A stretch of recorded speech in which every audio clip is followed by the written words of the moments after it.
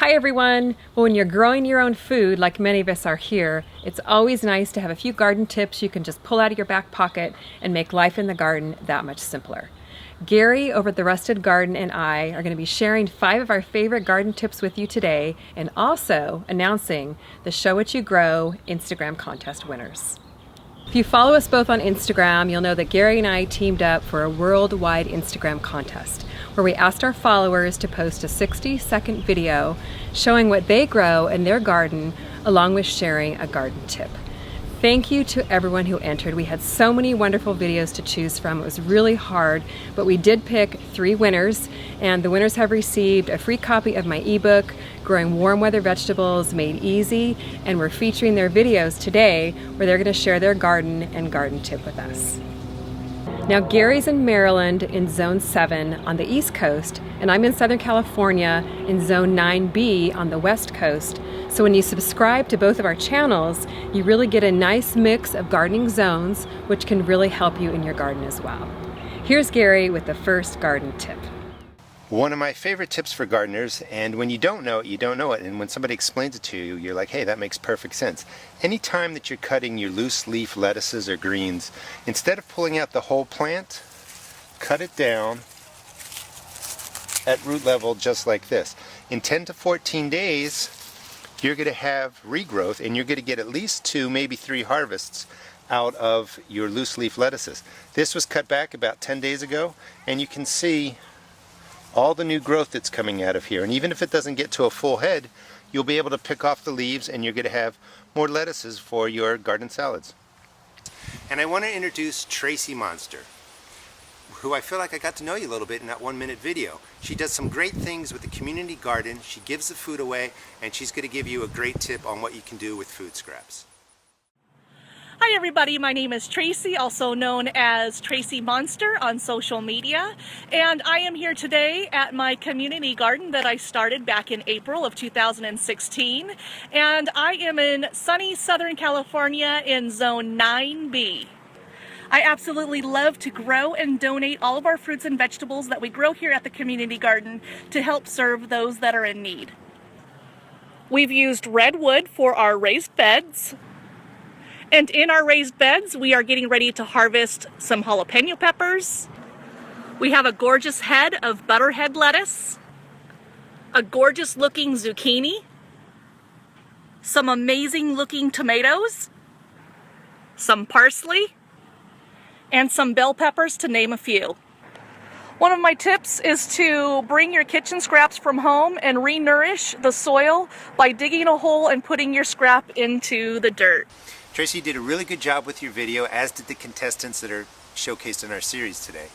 I also wanted to point out again that I'm on the East Coast, Kim is on the West Coast, and her tip has to do with planting garlic where you don't get a cold season. Here in Maryland Zone 7, I put my garlic in now.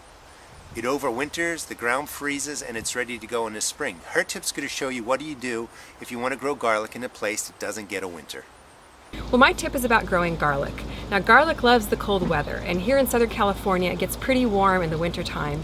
So what I like to do to help my garlic out before I plant it is just put it in the refrigerator for a couple of weeks, just the whole heads of garlic, stick them in the fridge before you plant them, just to kind of simulate the cold weather and to get them going. Then I really like to plant them in containers. Now, I just planted some here last week in this little mini raised bed. Hasn't come up yet. But once I take them out of the refrigerator, I just plant them blunt side down. It has nice loose soil, so it's going to grow really nicely for you over the winter time. And then in about 6 months, they'll be ready to harvest. Our next winning video comes from Des from Retro Flowers here on YouTube. She has an awesome gardening channel, so make sure you head over to check her out. Here's Des to show us what she's growing in her garden. Hey, it's Des of Retro Flowers, and I'm from Texas Zone 9A. Here's some cilantro and some butter crunch lettuce, mint, oregano, and prickly pear cactus, lemongrass between 2 lemon trees I'm trying to rehabilitate, as well as lemon drop pepper plant and rosemary. A few pepper plants that might give me some more peppers before it gets cold, snow peas, kale, pecan tree, and some aloe, What I'm most proud about are my eggplants that actually came back from last year. They overwintered. And my beautiful basil. I have just the largest basil plants ever. I love them. I've got some stuff growing inside. My favorite gardening tip was actually from Gary Pillarchick, and that's to use the neem oil that's cold pressed with the azadirachtin in it. We are fully rolling into the fall here in Maryland Zone 7 on the East Coast, and that's the time that I start saving bean seeds. I highly recommend you do it. It's really easy, and you'll save yourself some money, and you can collect hundreds of seeds that you can actually trade with people too if you want.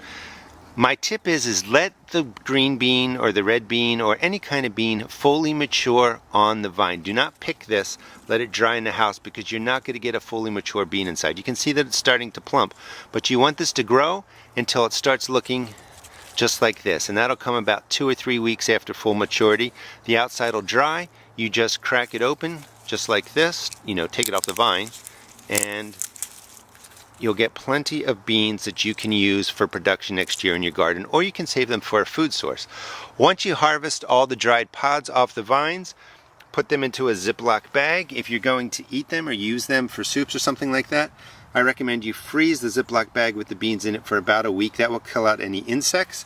If you're going to use them for food production, put a small pinch of insect dust in there. Any variety or any kind that you want will work perfectly fine. You just want to kill off the insects or any kind of beetle larvae. If you've ever seen Mexican jumping beans hop, that's because there's beetle larvae inside the beans themselves. Once they're in the Ziploc bag, put them into a brown bag, label them. This will keep the light off of them. The beans will store in here for a good 2 to 3 years, and you can use them in your garden or trade with friends. My next garden tip involves growing cilantro. Now, cilantro loves the cool weather, so wintertime is really an ideal time to grow it here in Southern California where the weather is a little bit cooler, but it can take about 2 weeks to germinate, and that can get frustrating waiting so long. So what I like to do is take my rolling pin, I have my seeds, they have really hard little seed pods. I like to just crush up my seed pods with the rolling pin, that way it opens them up and helps them germinate quicker. Now I have some I planted here from seed on my little wallflower saddle planter, and they actually germinated in about half the time by using this little garden tip. So hopefully that'll help you grow some more cilantro, especially if you live in a warm winter climate. Our last contest winner is House of Hurley's over on Instagram, so make sure you head over to check out her profile, and here she is to show us her garden and give us her garden tip. Hey guys, it's CC Hurley over at House of Hurley's. I just came out to the garden today. It just stopped raining, which is super exciting because we don't get much rain here. We're in Southern California in Orange County, gardening zone 9B. One of my biggest words of advice would be if something doesn't work one season, just keep trying. I mean, I've had lots of failures, but get connected in the garden community on social media like Instagram or YouTube. There's so much advice out there, and the right way to grow something, you can always learn something new. And I think that's the whole point of gardening. It's just a big community of gardeners sharing their words of wisdom with each other and helping each other out. One of the main reasons why I garden is because I think it's super important to show your kids where food comes from, and it's super fun. Nothing's more exciting than coming in your backyard, picking your own fruits and vegetables, and cooking them up for dinner. The girls absolutely love it, and so do we. So grow your own food. Thanks for watching. Iron phosphate is the most effective way to kill snails and slugs in your garden. It's for organic use, it's safe against other wildlife. I have a 14-pound dog who's been around this product for 5 years. The iron phosphate's in these tiny little pellets. They're baited, they attract the snails and slugs. You don't leave massive piles, you just lightly sprinkle it around.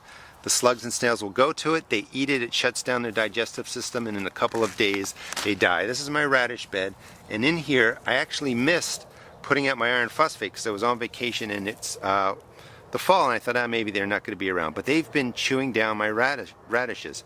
This application of iron phosphate will kill out the slugs, my radishes will develop, and I'll have no issues. This is really a game changer if you have trouble with your greens getting chewed down by snails and slugs. Thank you so much for watching Show What You Grow. This is a new series and it's going to continue through 2017. If you have any feedback, certainly please leave us some comments. And it's also an Instagram contest, and you can find out the rules in the description to this video of how you can send in videos to us and maybe end up on the series. And basically, you gotta follow Kim and I on Instagram. I want to thank the people who send in videos. I think it's very, very brave of you. And I want to encourage everybody to go out into their garden, shoot some videos for family and friends, and share them on YouTube channel or on Facebook, and really teach people from around the globe how to have better gardens through your experience. Thank you. Welcome to Show What You Grow, or more importantly, Actually put my heads of garlic in the refrigerator for a couple of months.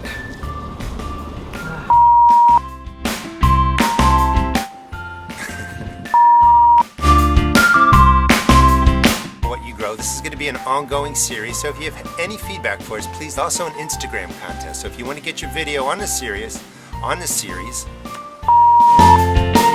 It can be a little bit challenging to grow. Cut. If you want to get your video on this series, check out the description in the video, and it will tell you how to